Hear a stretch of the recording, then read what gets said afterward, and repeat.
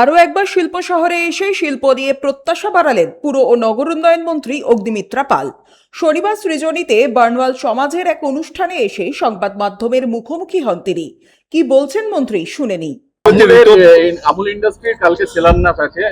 ইতিমধ্যে উত্তরবঙ্গের কেন্দ্রীয় স্বরাষ্ট্রমন্ত্রী এসেছেন। কালকে আপনারা সানস্টিলের করেছেন, কি বলবেন নিজের শিল্পের জোয়ার এই নিয়ে কি বলবেন? 15 বছর দেখেছেন, কেউ আসেনি, একটা লোকও আসেনি। বিশ্ব বাংলা কি বলে Bengal global business summit BGBS বড় বড় কোটি কোটি টাকা খরচা করে হতো, কোনোদিন শ্বেতপত্র বার করতে পারিনি আগের সরকার। আর আমরা 70 দিন আমাদের বয়স, 3টে বড় বড় ইন্ডাস্ট্রি, প্রথমে 700 কোটি টাকা, তারপরে গতকাল ছিল শ্যাম স্টিলের 1500 কোটি টাকা, আগামীকাল 600 কোটি টাকা। আরো এটা তো বললাম, এটা তো শুরু হচ্ছে।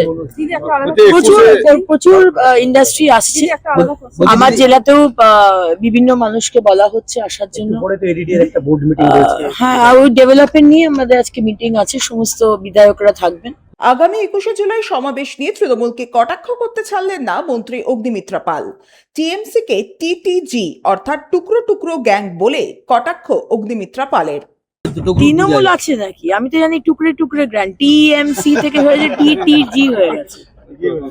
TTG এখন আমরা তো বলেছিলাম, দেখুন আমরা তো পুরো সমর্থন দিয়েছি, আমাদের মাননীয় মুখ্যমন্ত্রী বলেছেন ব্রিগেডে করতে। এত বড় দল, 15 বছর ধরে এত লোক, সুতরাং ব্রিগেডেই হোক আমরা চেয়েছিলাম। তারা যে টুকরো টুকরো করে এখন এদিক সেদিক করবে, বোঝাই যাচ্ছে তাদের কত।